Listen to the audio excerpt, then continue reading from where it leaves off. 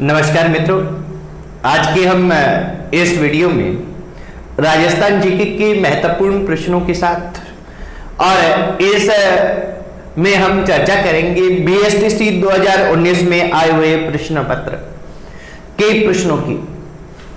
तो देखते हैं मित्रों, आज जो राजस्थान की सभी प्रतियोगी परीक्षाओं के लिए अत्यंत महत्वपूर्ण है।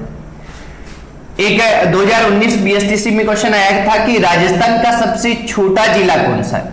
राजस्थान का सबसे छोटा जिला। अब देखिए मित्रों, छोटा जिला है, ये छोटा जिला सीधा क्वेश्चन आता है तो ये क्षेत्रफल के आधार पर पूछा जाता है मोस्टली, या फिर इसका डिवाइडेशन आता है तो क्षेत्रफल के आधार पे और जनसंख्या के आधार पे। ये दोनों क्वेश्चन क्या है कि 2019 में आए हुए हैं, दोनों पर अपनी बात करेंगे। तो सीधा सबसे छोटा जिला आएगा तो ये आएगा क्षेत्रफल के आधार पे। तो सबसे छोटा जिला राजस्थान का कौन सा है? राजस्थान का सबसे छोटा जिला है वो धौलपुर है। धौलपुर है और इसका 3034 वर्ग किलोमीटर क्षेत्रफल है।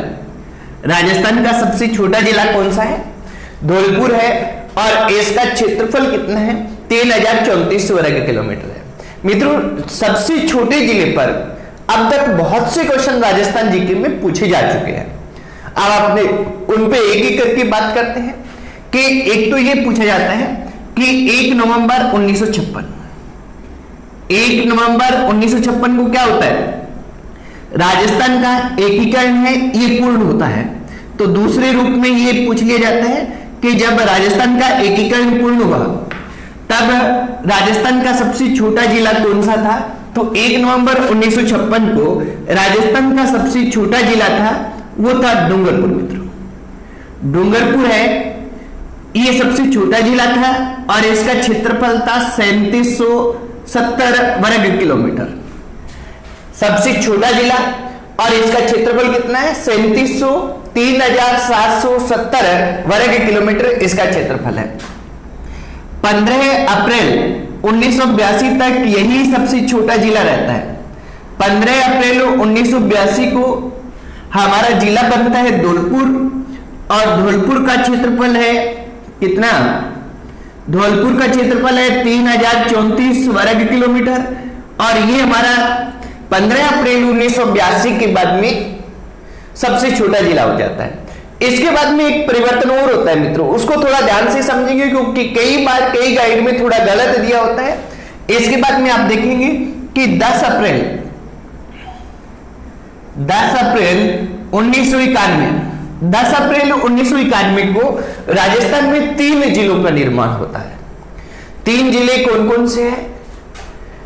10 अप्रैल 1991 को राजस्थान में 3 जिले बनते हैं। कौन कौन से बनते हैं? बारां, दौसा और राजसमंद, ये 3 जिले में बनते हैं। और इस समय दौसा जो जिला बना है, इस दौसा जिला का क्षेत्रफल है वह है 2950 वर्ग किलोमीटर, यानी 2950 किलोमीटर, 2950 वर्ग किलोमीटर इसका क्षेत्रफल है। तो 10 अप्रैल 1991 को सबसे छोटा जिला राजस्थान का कौन सा हो गया? राजस्थान का सबसे छोटा जिला हो गया दौसा, यानी पहले डूंगरपुर है, फिर 15 अप्रैल 1982 को धौलपुर बनता है, धौलपुर है, और इसके बाद में दौसा हो जाता है 10 अप्रैल 1991 को। परंतु फिर एक प्रशासनिक परिवर्तन होता है। प्रशासनिक परिवर्तन कब होता है? 15 अगस्त 1992 को। 15 अगस्त 1992 को क्या रहता है कि सवाई माधोपुर जो जिला है, इस सवाई माधोपुर जिले की महुआ तहसील है, ये महुआ तहसील है, ये दौसा में मिला दी जाती है। 15 अगस्त 1992 को क्या किया जाता है मित्रों कि सवाई माधोपुर जिले की महुआ तहसील है वो दौसा में मिला दी जाती है और इस महुआ तहसील का जो क्षेत्रफल था वो 482 वर्ग किलोमीटर था। तो इस कारण ये जो क्षेत्रफल है इसका क्षेत्रफल बढ़ जाता है और क्षेत्रफल बढ़कर कितना हो जाता है? 3432 वर्ग किलोमीटर दौसा का क्षेत्रफल हो जाता है। यानी 15 अगस्त 1992 को दौसा का क्षेत्रफल कितना हो गया है 3432 वर्ग किलोमीटर। तो इसके बाद में पुणे के कि 15 अगस्त 1992 से आज तक धौलपुर है वो हमारा सबसे छोटा जिला रहता है।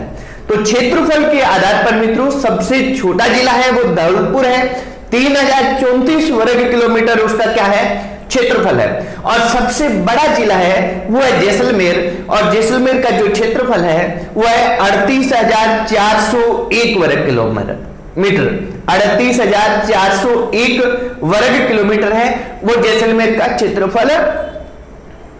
और ये क्षेत्रफल के आधार पर जैसलमेर सबसे बड़ा हमारा जिला रहता है।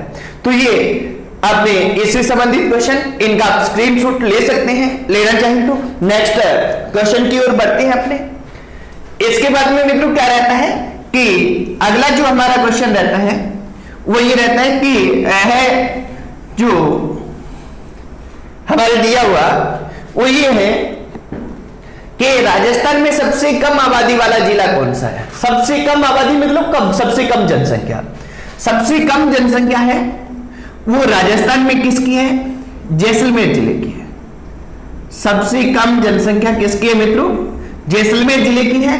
और अगर अपने से यह भी पूछ लिया जाए कि वर्ष 2011 की जनगणना के अनुसार 10 लाख से कम आबादी वाले राजस्थान में जिलों की संख्या कितनी है, तो 10 लाख से कम आबादी वाला कौन सा है, जैसलमेर जिला है।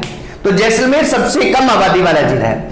और सबसे अधिक आबादी वाला जयपुर है। या इसको दूसरे रूप से पूछ लिया जाए कि राजस्थान का एकमात्र जिला जो 50 लाख से अधिक आबादी का है तो वो जयपुर है। जयपुर की आबादी लगभग 66 लाख है और इसकी 6.67 लाख जैसलमेर की जो है, और जयपुर की है 66 लाख लगभग आबादी।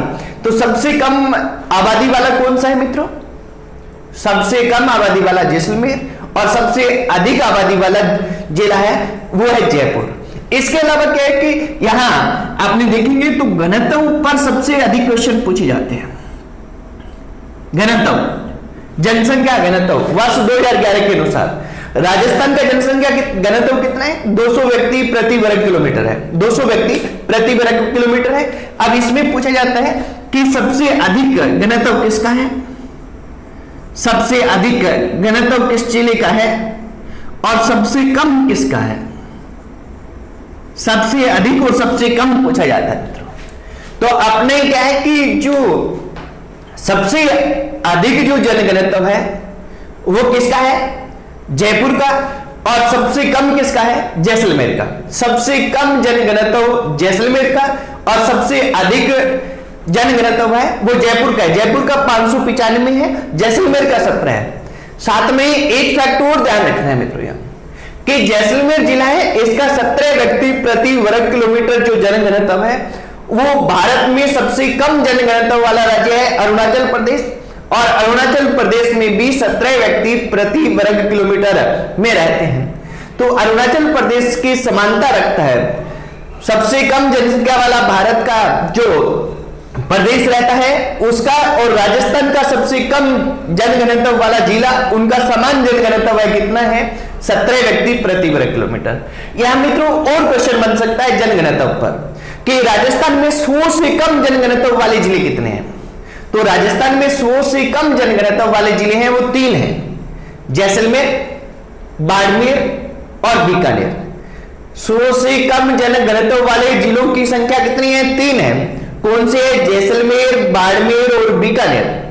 और यह भी पूछा जा सकता है कि 400 से अधिक जनघनत्व वाले जिलों की संख्या, तो 400 से अधिक जो जनघनत्व वाले जिले हैं वो मित्रों 4 हैं। कौन से, जयपुर, अलवर, भरतपुर और दौसा।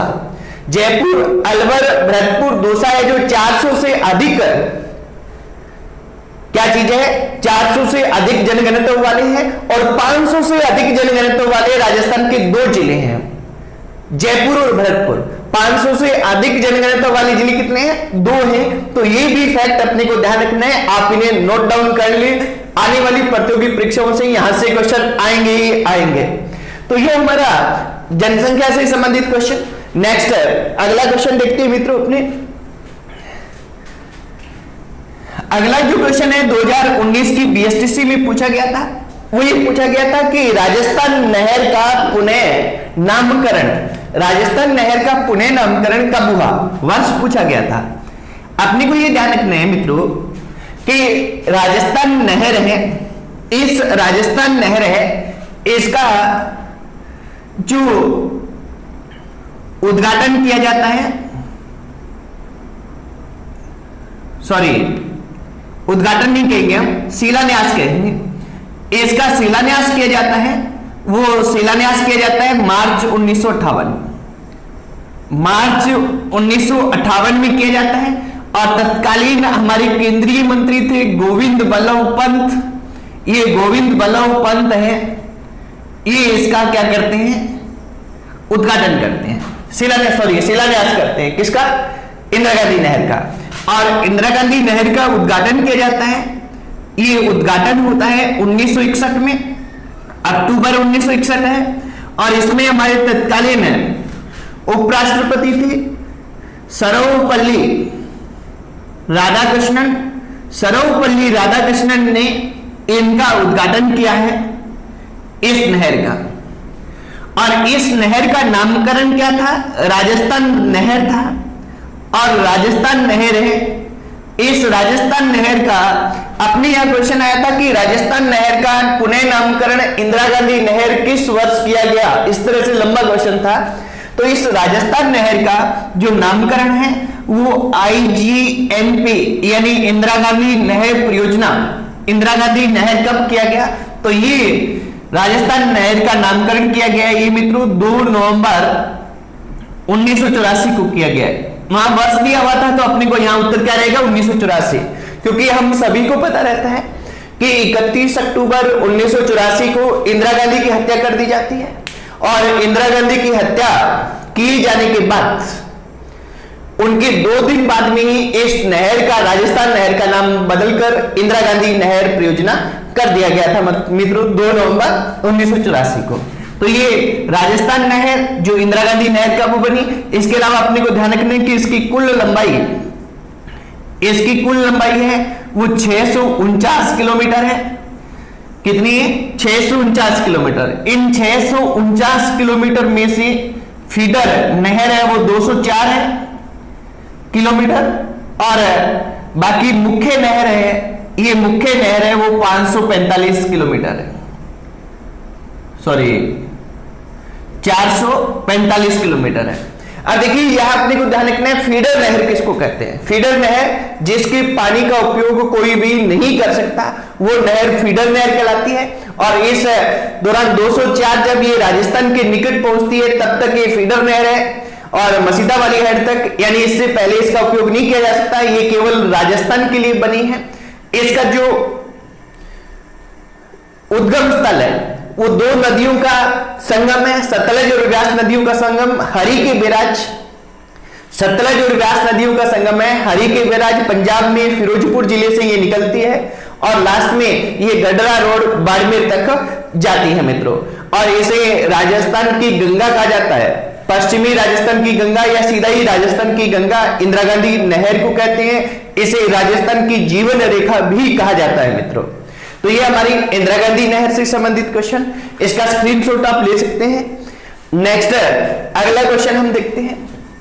अगला जो हमारा क्वेश्चन है वो है कि मेहरानगढ़ दुर्ग का संस्थापक कौन था, यानी मेहरानगढ़ दुर्ग है इसकी स्थापना किसने की थी। तो मेहरानगढ़ दुर्ग है इसकी 1459 में राव जोधा जो राठौड़ वंश के मारवाड़ के शासक थे, ये संस्थापक नहीं थे, हालांकि राठौड़ वंश के राव सिया थे संस्थापक अथवा आदि पुरुष, पर इनको वास्तविक संस्थापक कहा जाता है। राठौड़ वंश के वास्तविक संस्थापक किसको कहते हैं, राव जोधा को। और राव जोधा ने 1459 में ये जो मेहरानगढ़ दुर्ग है या इस मेहरानगढ़ दुर्ग को क्या कहते हैं, जोधपुर का किला, या इसको म्यूर ध्वजगढ़ भी कहते हैं। म्यूर की ध्वज के समान ऊपर की जो ध्वज रहता है म्यूर में, मोर में, उसके समान इसकी आकृति है। इसको कागमुखी भी कहते हैं, काग की चोंच के समान इसकी आकृति है। तो ये कई नामों से इसको जाना जाता है मित्रों। तो ये क्या है कि चिड़ियाटुक पहाड़ी पर बना हुआ है, चिड़ियाटुक पहाड़ी पर बना हुआ है। 1459 में राव जोधा इसकी स्थापना करते हैं, इसका निर्माण करवाते हैं, इसकी नींव रखते हैं। और इसकी जब नींव रखते हैं तो राजा राम मेघवाल नाम के एक व्यक्ति की बलि दी जाती है, और इसकी नींव रखकर इसके चारों ओर राव जोधा एक शहर बसाते हैं जो राजस्थान का अभी प्रसिद्ध शहर जोधपुर है। जोधपुर की स्थापना राव जोधा ने, या मेहरानगढ़ दुर्ग 1459 की स्थापना करके 12 मई 1459 को नींव रखते हैं और स्थापना करके वहां शहर बसा दिया और मेहरानगढ़ दुर्ग का निर्माण करवा दिया है मित्रों। इस जो मेहरानगढ़ दुर्ग है इसमें एक तो मान प्रकाश पुस्तकालय जिसके बारे में पूछा जाता है, यहाँ भूरे खां की मजार है इसके बारे में भी पूछा जाता है, भूरे खां की मजार। और इसी में चामुंडा माता का एक मंदिर है जिसमें वर्ष 2008 30 सितंबर 2008 को एक दुखांतिका हुई थी जिसमें 216 लोग भगदड़ के कारण मर गए थे, उसके बारे में भी पूछा जाता है। तो ये मेहरानगढ़ दुर्ग रहता है मित्रों। नेक्स्ट अगला क्वेश्चन देखिए, ये क्वेश्चन इस तरह से आया था कि अलवर जिले में कौन सा राष्ट्रीय उद्यान है। मित्रों ध्यान रखने कि अभी तक जो हमारे राष्ट्रीय उद्यान है वो 3 ही है, अलवर जिले में कोई भी राष्ट्रीय उद्यान नहीं है। पर यहां क्वेश्चन में थोड़ी सी मिसप्रिंट हुई थी, पर इसका उत्तर बनाया गया वो सरिस्का, क्योंकि सरिस्का अलवर में है, सरिस्का ऑप्शन में था, सरिस्का उद्यान है वो अलवर में है। वैसे हमारे राष्ट्रीय उद्यान वर्तमान में बने हुए हैं, वो राष्ट्रीय उद्यान कितने बने हुए हैं मित्रों, राष्ट्रीय उद्यान अभी तक बने हुए हैं जिनकी अधिसूचना जारी हो चुकी है वो 3 है। सबसे पहला तो रणथंभौर राष्ट्रीय उद्यान, ये सबसे पहले बनता है मित्रों। रणथंभौर कब बना है, 1980 में। सबसे पहले राजस्थान का पहला राष्ट्रीय उद्यान कौन सा है, रणथंभौर। कब बना है, 1980 में बना है। दूसरा राष्ट्रीय उद्यान है केवलादेव घाना, केवलादेव घाना राष्ट्रीय उद्यान। ये केवलादेव घाना राष्ट्रीय उद्यान जैसा हम सभी को पता रहता है, ये किस जिले में है, ये भरतपुर में है। और ये कब बना है, ये 1981 में बना है और 1985 में इसे विश्व धरोहर सूची में भी सम्मिलित किया गया है, विश्व धरोहर सूची में यह सम्मिलित है। और तीसरा जो हमारा राष्ट्रीय उद्यान बना है वो बना है मुकुंद्रा हिल्स राष्ट्रीय उद्यान बना है। और ये मुकुंद्रा हिल्स राष्ट्रीय उद्यान है, ये 2012 में बनता है मित्रों। मुकुंद्रा हिल्स राष्ट्रीय उद्यान तीसरा बना है 2012 में। तो ये 3 राष्ट्रीय उद्यान हमारे यहाँ बने हुए हैं और ये हमारे 5 क्वेश्चन हैं, ये इसमें पूछे गए थे मित्रों। तो ये 5 क्वेश्चन और 5 के आसपास लगभग 40-50 क्वेश्चन हमने देखे जो अत्यंत महत्वपूर्ण है, अलग अलग प्रतियोगी परीक्षाओं में पूछे जा चुके हैं और आने वाली राजस्थान की प्रतियोगी परीक्षाओं में पूछे जाने की पूरी संभावना इसमें रहती है। तो सभी साथी इस वीडियो को शेयर करें ताकि अधिकतम विद्यार्थियों तक ये पहुंच सके। और आज के वीडियो में इतना ही मित्रों, धन्यवाद।